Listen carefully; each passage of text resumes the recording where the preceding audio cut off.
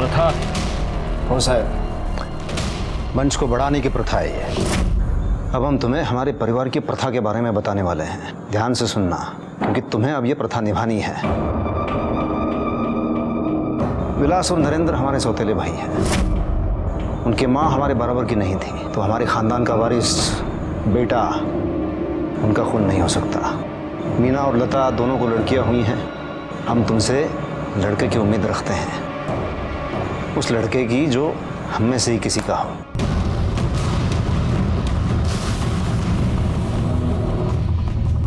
उसके बाद तुम और नरेंद्र जो चाहे पैदा कर सकते हो। आप लोग का दिमाग खराब हो गया है। भाड़ में जाए आप लोग और भाड़ में जाए आपकी प्रथा।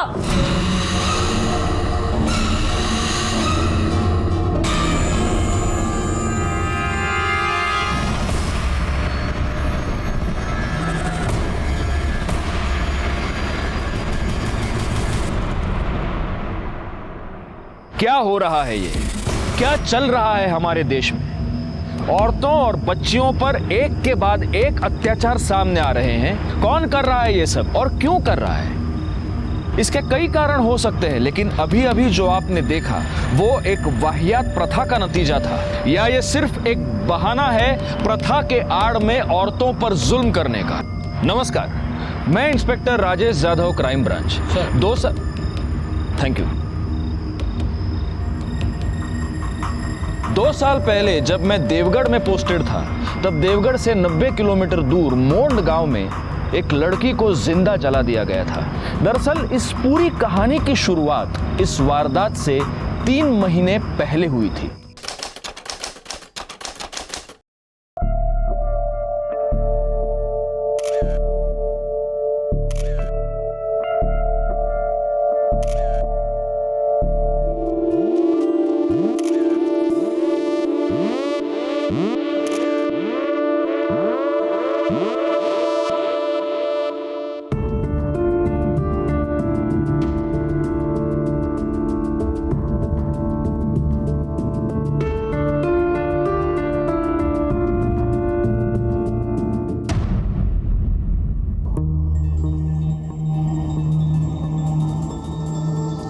आप पैकिंग क्यों कर रहे हैं? कहीं जा रहे हैं क्या?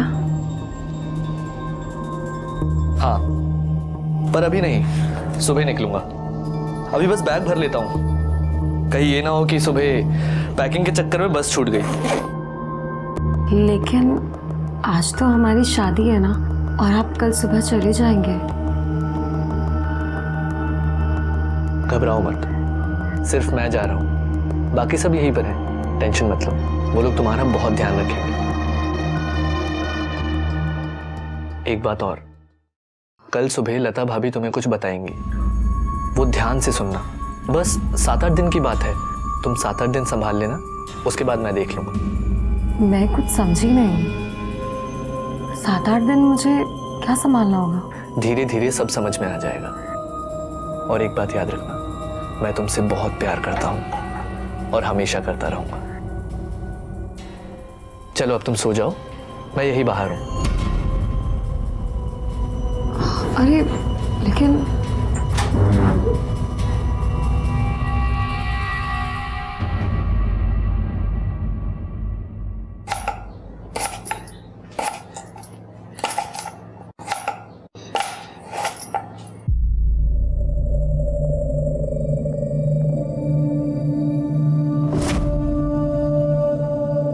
इकडे बघ, आंखें सूजी हुई है।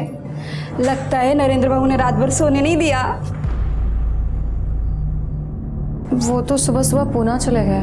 ओह, इसलिए रात भर सोने नहीं दिया।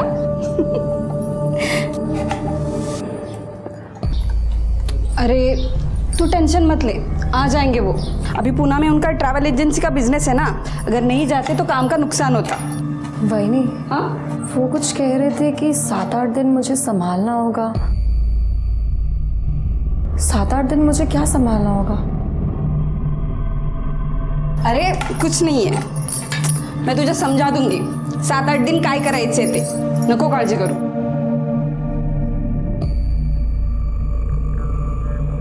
अच्छा, तो फिर मैं आपको वो स्पेशल वाली प्लेट पढ़ाऊंगी। जयश्री, कहाँ गई थी? वो मैं बाजार गई थी बहनी।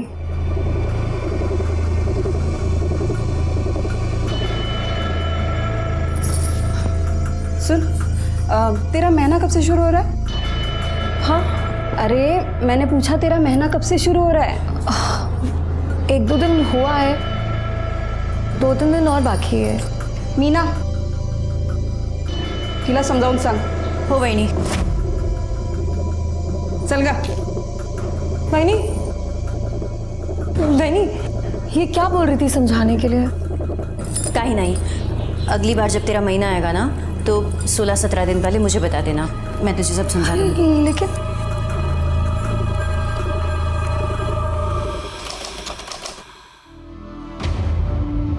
जयश्री, अब तूने लता वर्णी को कहा था कि तेरा महीना शुरू होने में 16-17 दिन बाकी हैं. हाँ,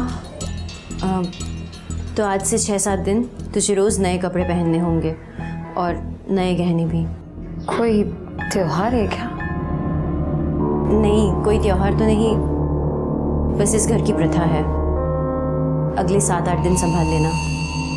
आज से तेरा पहला दिन है. तू बस जल्दी से तैयार होकर बाहर आ जा, हम सब इंतज़ार कर रहे हैं.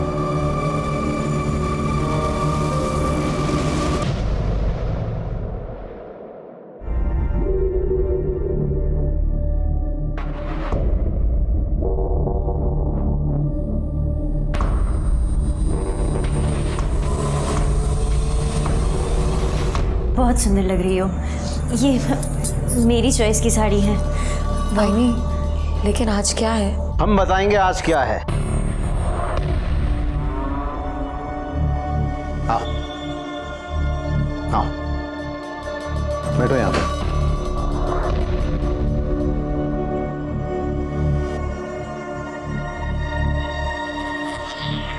अब हम तुम्हें हमारे परिवार की प्रथा के बारे में बताने वाले हैं. ध्यान से सुनना, क्योंकि तुम्हें अब ये प्रथा निभानी है. हमारे परिवार में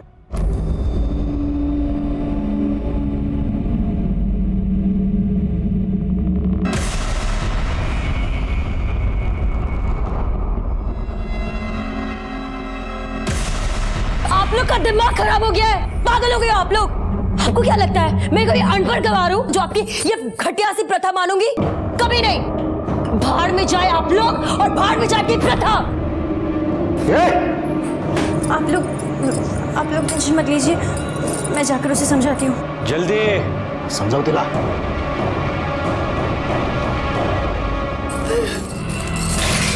उनको तो मैं चौका दिखा के रहूंगी.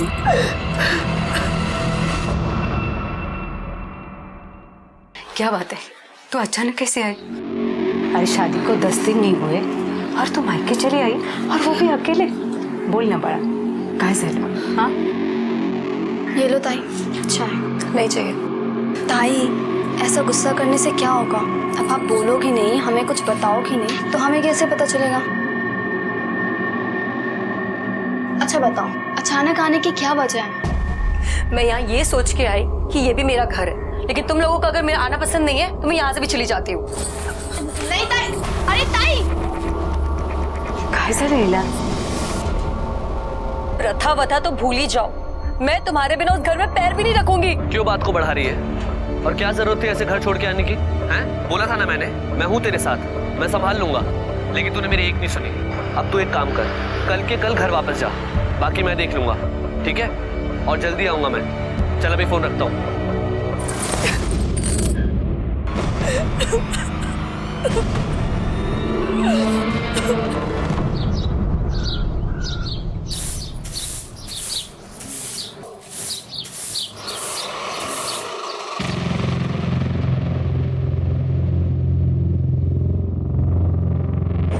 अहो दादा, अहो कोण आले बघा. बघा तर.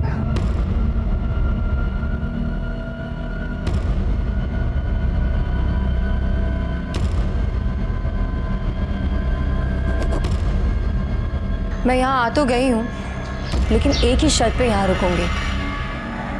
हर महीने वो 7 से 8 दिन मेरी बहन रूपाली मेरे साथ यहाँ रहेगी. ये क्या बोल रही है तू?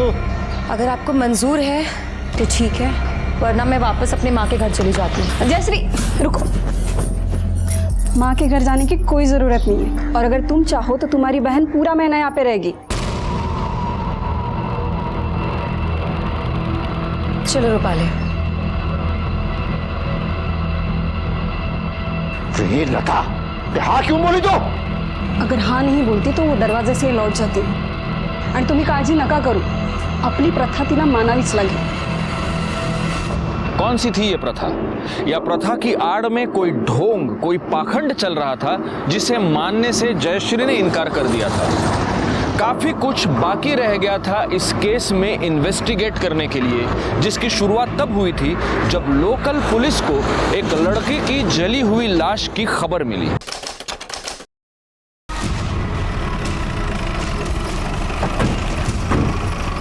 उधर है सर, लाश उधर है।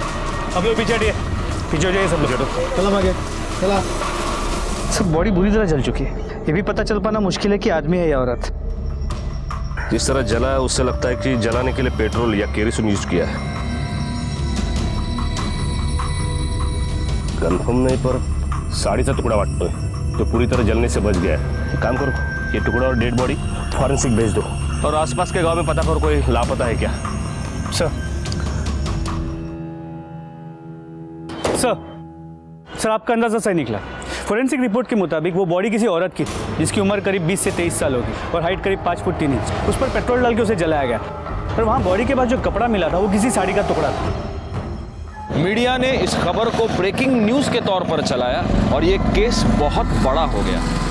फाइनली ये केस क्राइम ब्रांच को सौंपा गया। इस केस का चार्ज मुझे मिला और मैं IO यानी इन्वेस्टिगेशन ऑफिसर के तौर पर वहां पहुंच गया।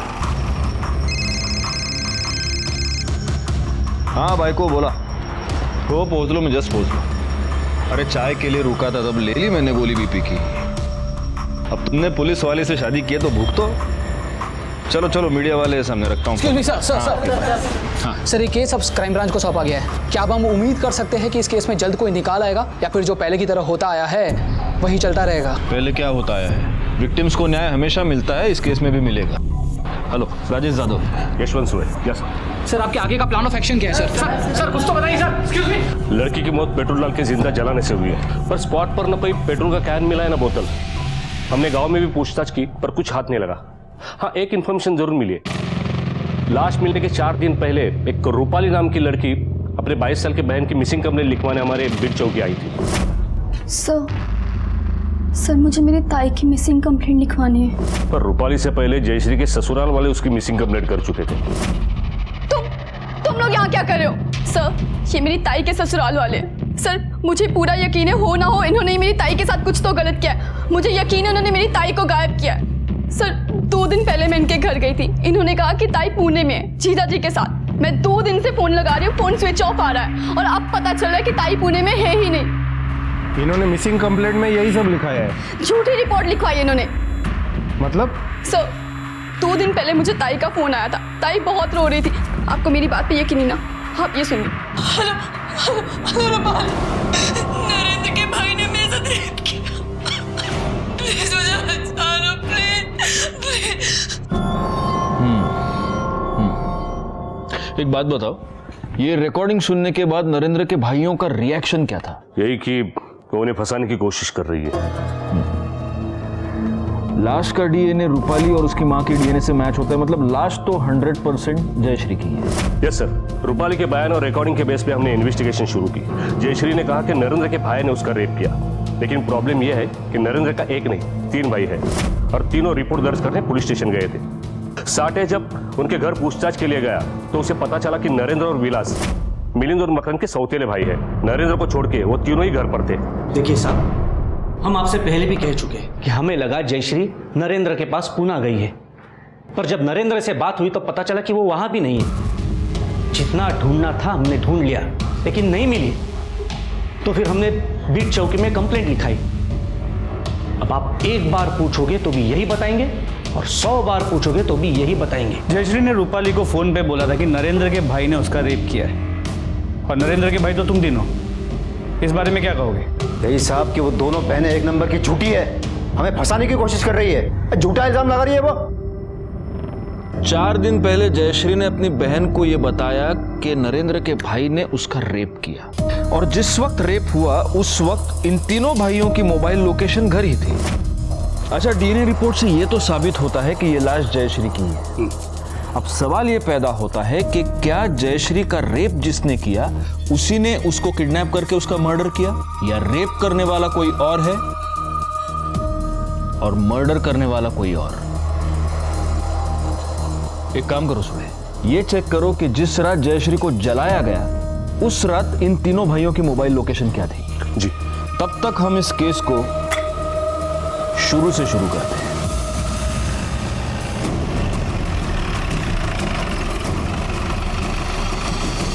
रूपाली, मैं जानता हूं तुम अपनी बहन से बहुत प्यार करती थी।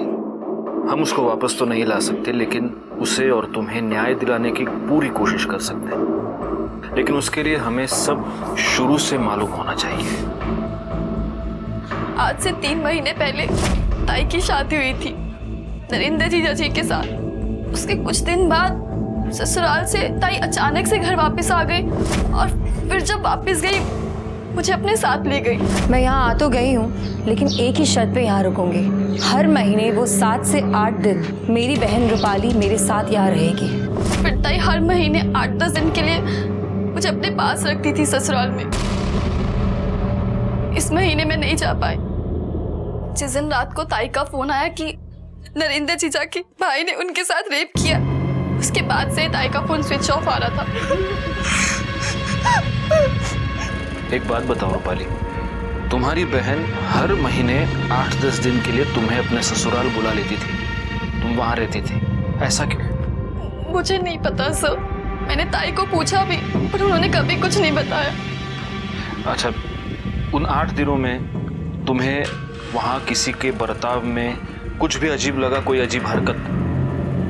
नहीं सर। उनकी तरफ से दहेज की कोई डिमांड?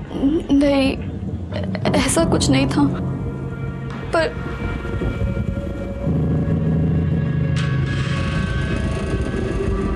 रूपाली, ऐसा कुछ भी है जो तुम मुझे बताना चाहती हो? नहीं सर, सब बता दिया मैंने आपको।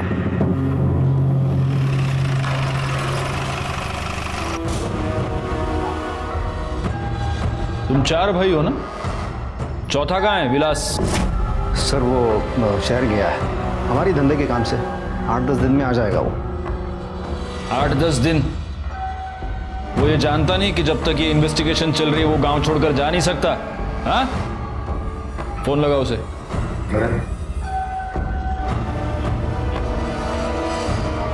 हेलो, स्पीकर पे।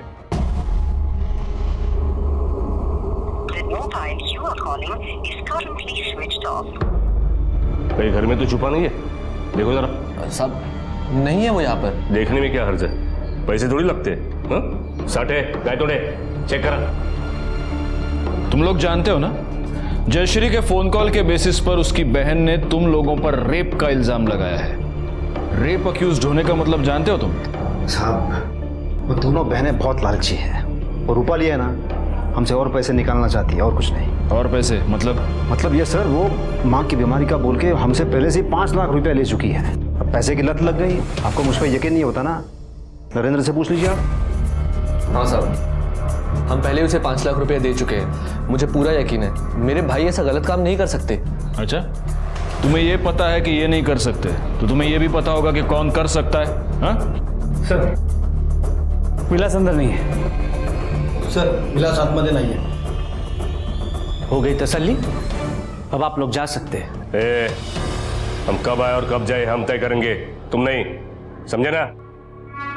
साहब मुझे अकेले में आपसे कुछ बात करनी थी, कुछ बताना है आपको। अकेले में क्यों? जो बोलना इधर बोलना। आवाज नीचे, वरना अगली बार तेरी आवाज निकलेगी नहीं, समझा? बोलो नरेंद्र, क्या बोलना है? यही साहब कि मेरे भाई निर्दोष हैं, उन्होंने कुछ नहीं किया। आपको यही मालूम करना है कि ये सब किसने किया है, तो जाके उस प्रोफेसर से पूछिए ना। प्रोफेसर कौन? जिसे जयश्री का चक्कर चल रहा था, उसका पुराना आशिक। तुम ये सब कैसे जानते हो? जयश्री ने खुद मुझे बताया था शादी से पहले कि उसका कॉलेज में किसी प्रोफेसर के साथ चक्कर चल रहा था। और चक्कर क्या साहब, सब कुछ चल रहा था। मेरे कॉलेज के प्रोफेसर सुशील नायक के साथ मेरा अफेयर था। हमारे बीच में सब कुछ हो गया था, केवल फेरे बचे थे। लेकिन अब ऐसा कुछ भी नहीं है, सब कुछ खत्म हो गया है। नया रिश्ता शुरू करने जा रही हूँ, इसलिए आपको अंधेरे में नहीं रखना चाहती हूँ। उस वक्त मुझे लगा कि कितनी अच्छी और ईमानदार लड़की है, चाहे तो छुपा सकती थी। इसी बात पे खुश होके मैंने उसे माफ़ कर दिया और शादी कर ली। लेकिन आज खुद इधर उधर मुंह मारती फिर रही थी और मेरे ही भाइयों पर बलात्कार का इल्ज़ाम लगा रही थी। इस प्रोफेसर के बारे में और कुछ जानते हो? नहीं साहब, मैं तो बस इतना ही जानता हूँ। लेकिन हाँ, रूपाली ज़रूर जानती होगी कि उसकी ताई कहाँ कहाँ क्या क्या गुल खिला चुकी थी।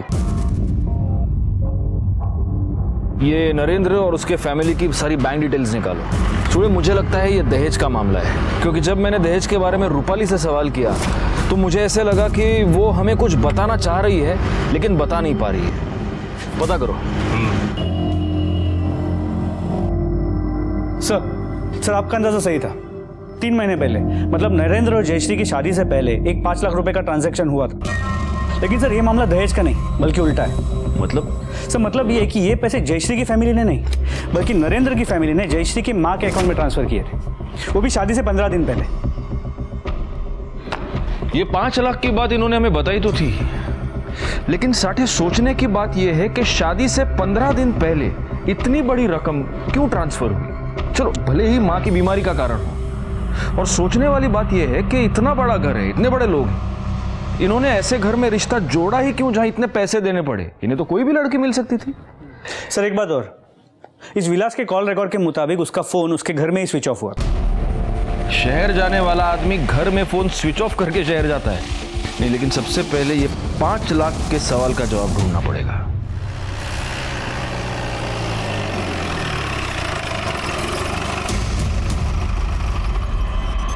इससे पहले मैंने जब तुम्हें दहेज के बारे में पूछा था तब तुमने ये क्यों नहीं बताया कि नरेंद्र की फैमिली ने तुम लोगों को 5 लाख रुपए दिए थे?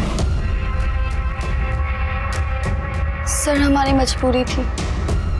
आई बहुत बीमार रहती थी, उनके इलाज के लिए पैसों की ज़रूरत थी जो हमारे पास थे नहीं। नरेंद्र जीजा जी की फैमिली ने कहा कि वो ताई को खरीदना चाहते हैं उनसे शादी के लिए।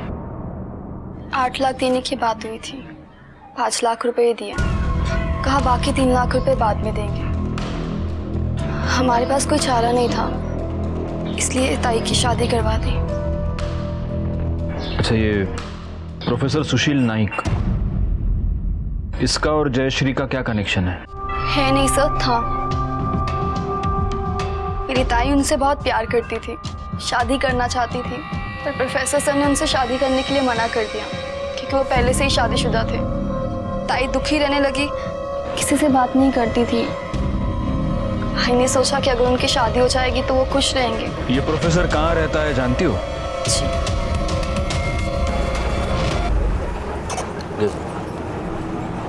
सर मुझे लगता है इस केस में 5 लाख रुपए बहुत अहमियत रखती है और यही कारण जयश्री की मौत का भी हो सकता है। ये मत भूलना छोड़े कि जयश्री ने अपनी मौत से पहले अपनी बहन को जो आखिरी फोन किया उसमें उसने कहा था कि नरेंद्र के किसी भाई ने उस पर रेप किया है। लेकिन सर तीनों भाइयों की मोबाइल की लोकेशन उनके घर की है और जयश्री की जली हुई बॉडी घर से करीब 5 किलोमीटर दूर में है। इसके अलावा रेप प्रूव करने के लिए हमारे पास उस फोन रिकॉर्डिंग के अलावा और कुछ भी नहीं है। और हम ये भी प्रूव नहीं कर सकते कि वो आवाज़ जयश्री की है, किसी और की भी हो सकती है।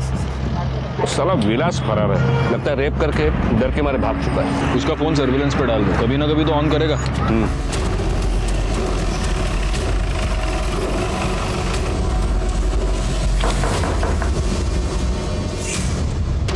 प्रोफेसर सुशील नाइक।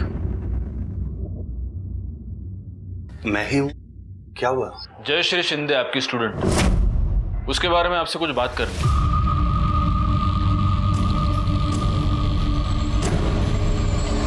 सर क्या हम बाहर चलकर बात कर सकते हैं प्लीज? सर ऐसा कुछ अफेयर वगैरह नहीं था। हाँ, मैं और जयश्री रिलेशनशिप में थे, पर वो रिलेशनशिप जयश्री की शादी से पहले ही खत्म हो गया था। किसने खत्म किया? वो सर मैंने। क्यों?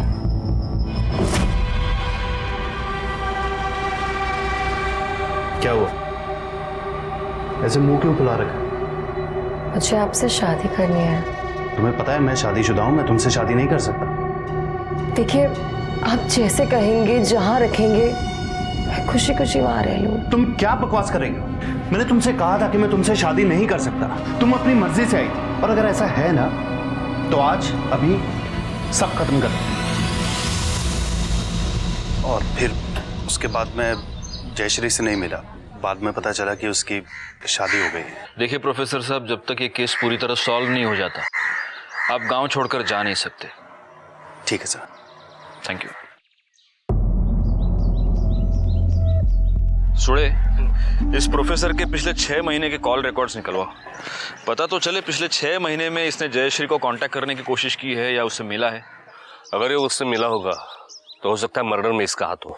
नहीं, ऐसा कह तो नहीं सकते, लेकिन एक बात जरूर है, इस विलास के गायब होने का इस केस से जरूर कोई ना कोई संबंध है। इन तीनों भाइयों से प्यार मोहब्बत से पूछताछ अब बहुत हो गई। इनको पुलिस स्टेशन पे बुलाओ, अपने तरीके से पूछताछ करते हैं। तुम लोगों से मैं बार बार एक ही सवाल पूछ रहा हूं, विलास कहाँ है? किती वेळा सांगितलं, काम के सिलसिले में शहर गया है। इस बात का ध्यान रखना कि तुम कहां खड़े हो और किससे बात कर रहे हो। अब अगर आवाज ऊंची की ना तो ऐसा मारूंगा कि कान बंद हो जाएगा। और तुम लोग अगली बार जब बुलाया जाए तो विलास को साथ लेके आना।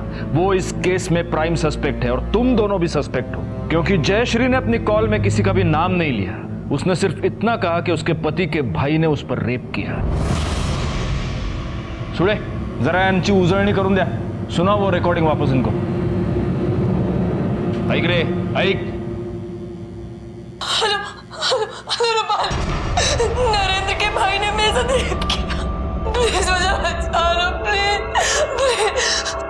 रेप रेप रेप रेप कान पक चुके हैं अभी। इसे रेप नहीं कहते, हमारी ये प्रथा है। प्रथा है आमची प्रथा। प्रथा? हो साहब, मंच को बढ़ाने की प्रथा है ये। अब हम तुम्हें हमारे परिवार की प्रथा के बारे में बताने वाले हैं। ध्यान से सुनना, क्योंकि तुम्हें अब ये प्रथा निभानी है। विलास और नरेंद्र हमारे सौतेले भाई हैं। उनकी माँ हमारे बराबर की नहीं थी, तो हमारे खानदान का वारिस बेटा उनका खून नहीं हो सकता। मीना और लता दोनों को लड़कियां हुई हैं। हम तुमसे लड़के की उम्मीद रखते हैं, उस लड़के की जो हम में से ही किसी का हो।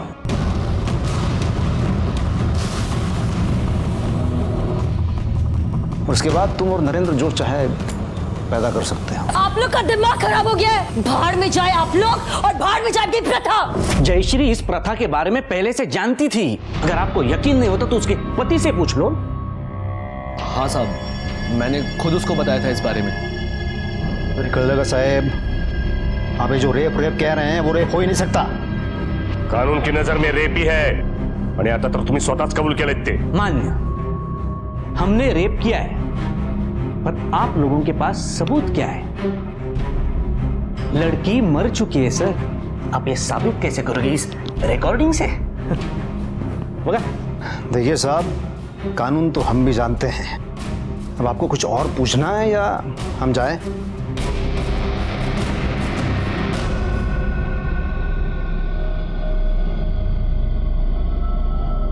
सर, मिलिंद जिस तरह चिल्ला रहा था उससे तो लगता है कि इन तीनों ने ही जयश्री के साथ कुछ किया है।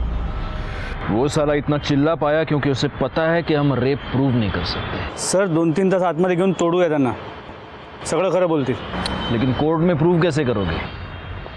नहीं नहीं नहीं, हमें रेप केस पर नहीं, हमें मर्डर केस पर कंसंट्रेट करना चाहिए।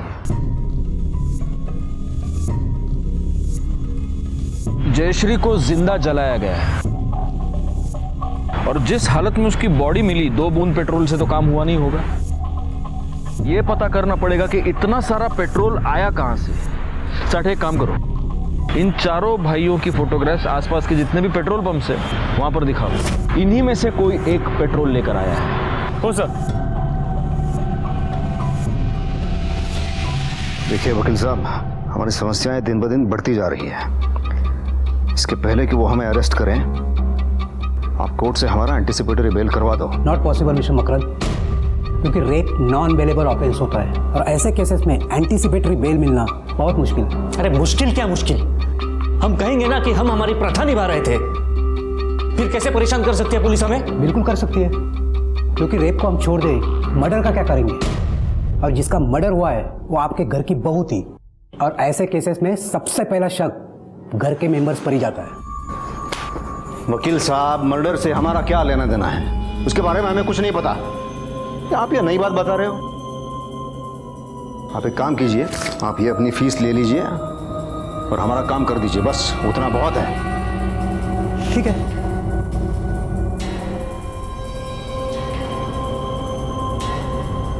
पुलिस को कोई कुछ नहीं कहेगा, उनको जो चाहे करने दो। पुलिस हम तक कभी पहुंच नहीं पाएगी, कर लगा?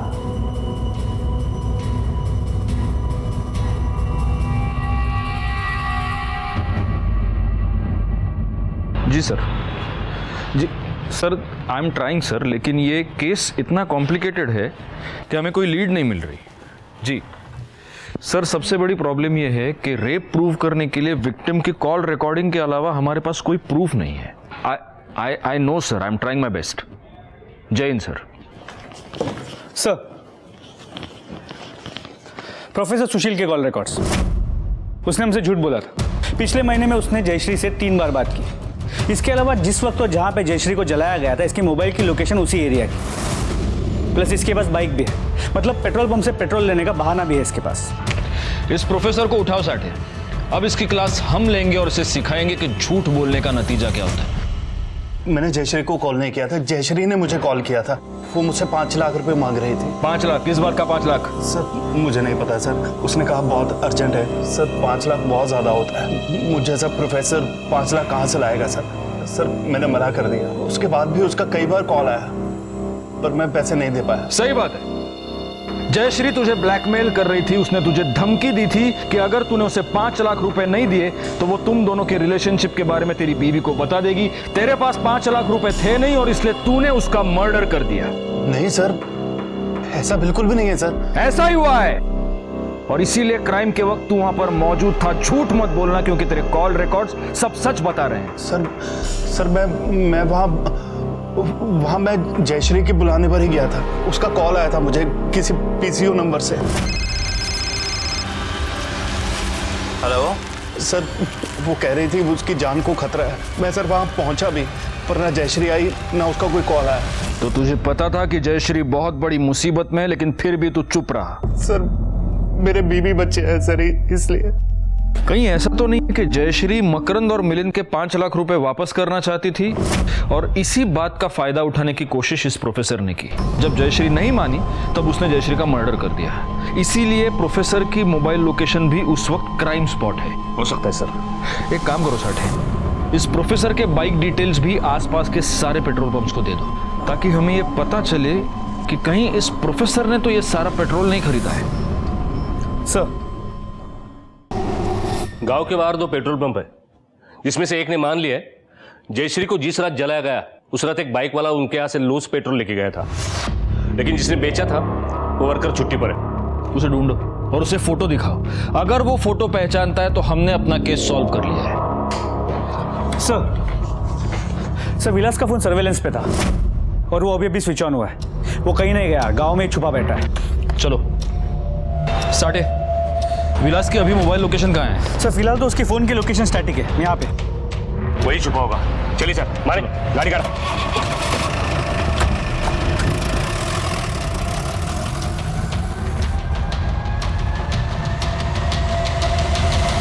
तो नेटवर्क ना होने की वजह से लोकेशन नहीं दिख रहा है। लोकेशन नहीं पता चलेगी तो पकड़ेंगे कैसे सुड़े? एक काम करो, हाईवे पे ले लो, हाईवे पे देखते हैं उसको।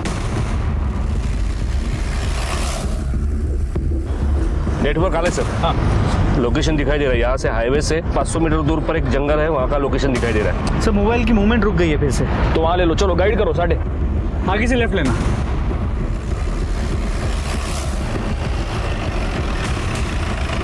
सर लोकेशन यही का दिखा रहा है। साठे फोन लगाओ उसको।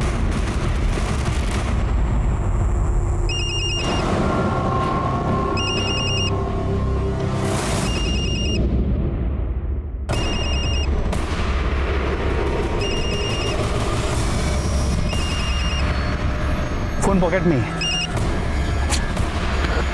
बैठ दो। इसे हमें जिंदा पकड़ना था। मुझे लगता है जयश्री का रेप इसी ने किया था और अब पकड़े जाने के डर से सुसाइड कर लिया। लेकिन इसकी बॉडी ठंडी पड़ चुकी है और इसका फोन अभी 15 मिनट पहले तक हमको यहाँ घुमा रहा था। खून भी सूख चुका है। अगर इसको सुसाइड ही करना था तो यहाँ क्यों आया? जहाँ छुप कर बैठा था वहीं सुसाइड कर लेता। चीजें मैच नहीं हो रही। ये चाकू फिंगरप्रिंट्स के लिए भेज दो और इसकी बॉडी पोस्टमार्टम के लिए भेज दो। सर फैमिली को इन्फॉर्म कर दे। हाँ, घर वालों को इन्फॉर्म कर दो और पोस्टमार्टम के बाद इसकी बॉडी घर भेज दो। हम भी चलेंगे। जरा देखते तो हैं इसकी मौत का इसके भाइयों को कितना दुख हुआ है। शांत रहा मीना। साहब, ये मीना को तो अब भी यकीन नहीं हो रहा है विलास ऐसा कुछ कर सकता है। बहुत बुरा सदमा लगा है इसे। ए मीना, संभाल जरा अपने आप को। जिसे जाना था वो चला गया। लता समझो जरा तेरा संग। दादा, मुझे तो लगता है जब हम घर पर नहीं होंगे ना, तब विलास ने जयश्री का रेप किया होगा, फिर उसे मार दिया होगा। हाँ बोलो। हाँ ठीक है, ठीक है, हम लोग पहुंचते हैं। ओके सर, विलास की पीएम रिपोर्ट के मुताबिक विलास की मौत हाथ की नस काटने से हुई। पर ताज्जुब की बात यह है कि विलास के मौत का समय हमारे वहां पहुंचने से 6 घंटे पहले का है। मतलब विलास मर चुका था पर उसका फोन घूम रहा था और हमें भी घुमा रहा था।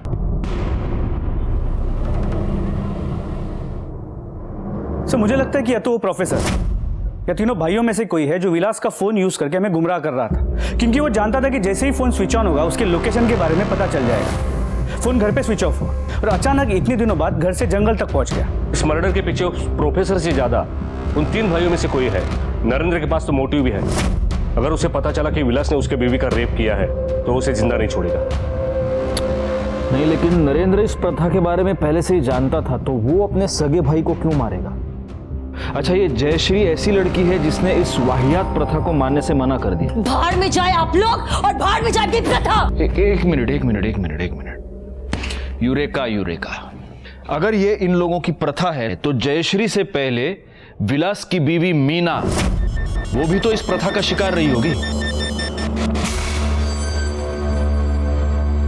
ये याद रखिए कि अगर आज आप चुप रहेंगे तो कल आपकी बेटी के साथ भी वही होगा जो आपके साथ हुआ है। हमें प्लीज बताइए इस घर में एग्जैक्टली क्या हुआ है और कब से चल रहा है? जब से मैंने देखा है तब से ये घटिया प्रथा चली आ रही है। मेरे ससुर ने 2 शादियां की थी। मिलिंद और मकरंद उस ऊंची जात वाली माँ के बच्चे हैं। विलास और नरेंद्र की माँ बराबरी की जात की नहीं है, इसलिए भाई होने के बावजूद उन दोनों की इस घर में नौकरों वाली हालत है। जब मिलिंद और मकरंद अपनी बीवियों से बेटा पैदा नहीं कर पाए तो उन्होंने विलास और नरेंद्र को समझाया कि वो ऊंची जात की लड़कियों से शादी करें ताकि ये दोनों उनसे अपना बेटा पैदा कर सके और अपना वंश आगे बढ़ा सके। इसी वजह से उन्होंने पहले मुझे खरीदा, फिर विलास से मेरी शादी करवाई और फिर इन दोनों भाइयों ने मेरे साथ जबरदस्ती की।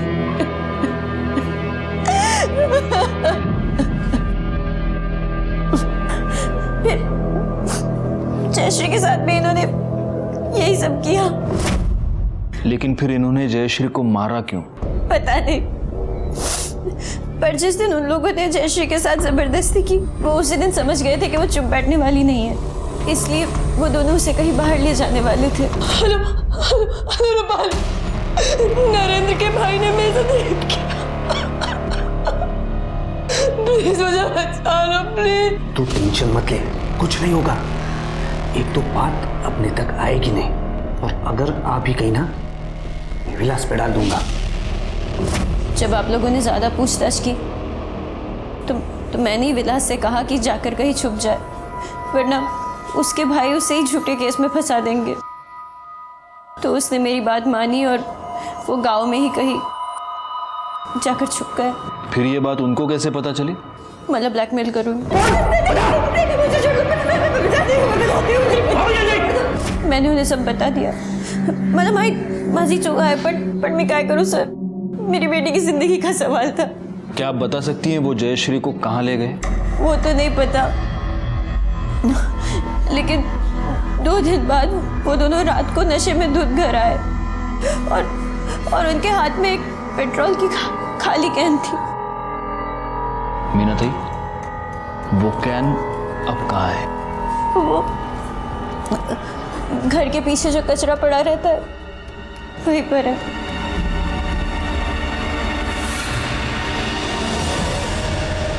तुमने मेरे पास सबूत मांगा था ना?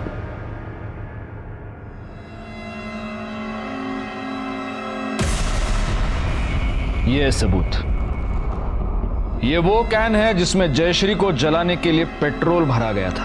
इस कैन पर तुम दोनों के उंगलियों के निशान हैं। जिस पेट्रोल पंप से तुमने ये कैन भरा, वहां काम करने वाले बंदे ने तुमको पहचान लिया है। और ये पेट्रोल खरीदने के लिए तुमने जो क्रेडिट कार्ड इस्तेमाल किया, उसके डिटेल्स हमारे पास है। अब 1 बाय 1 सब कुछ बता दो कि जयश्री को कैसे मारा, उसके बाद विलास को कैसे मारा। बताओ। नहीं बताओगे? गायतोंडे! सर,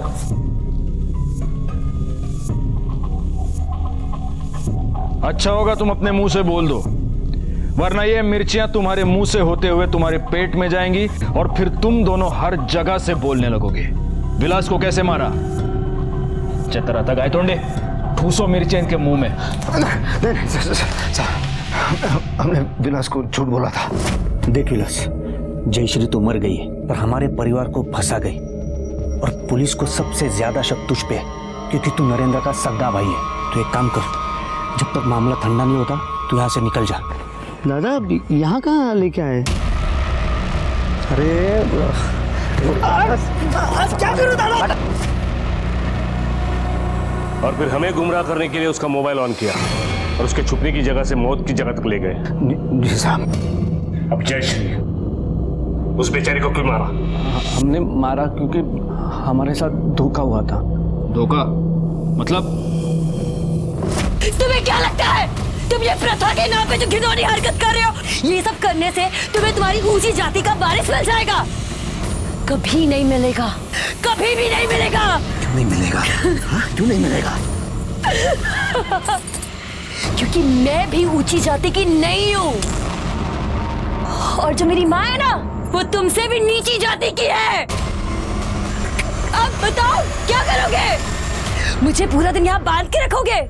बेचारे, शक्ल तो देखो तुम्हारी, ऐसा लग रहा है तुम दोनों का किसी ने रेप कर दिया हो। कहाँ से लाओगे ऊंची जाति की वारिस? कहाँ से लाओगे? इसने धोखा दिया रे हमें। दुलारे, पेट्रोल लेके आ जा, इस 5 लाख के कचरे को यही जला देंगे। जा।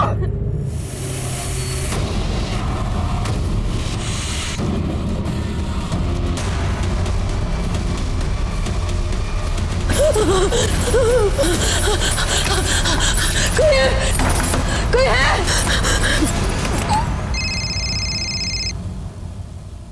हेलो, सुजन, मुझे बचा लो।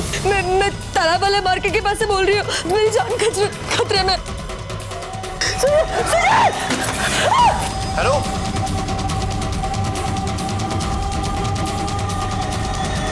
बड़ी प्रथा निभानी थी ना तुम लोगों को। कानून की भी एक प्रथा होती है, फांसी, और तुम दोनों को फांसी तक पहुंचाना अब हमारी जिम्मेदारी है। हमारे देश में ऐसी सैकड़ों प्रथाएं हैं जो जयश्री जैसे हजारों मासूमों को अपना शिकार बनाती हैं। आप भी सावधान रहें, जाति पाति, रंग रूप, प्रथा, रीति रिवाजों की अंधभक्ति से बचें, वरना वो दिन दूर नहीं जब नजरें होते हुए भी हम देख नहीं पाएंगे, जुर्म की दस्तक को सुन नहीं पाएंगे। मैं सीनियर इंस्पेक्टर राजेश जाधव आपसे विदा लेता हूं, फिर मिलूंगा। तब तक सतर्क रहिए और देखते रहिए क्राइम पेट्रोल दस्तक, क्योंकि मकसद बताना नहीं, बचाना है। जय हिंद।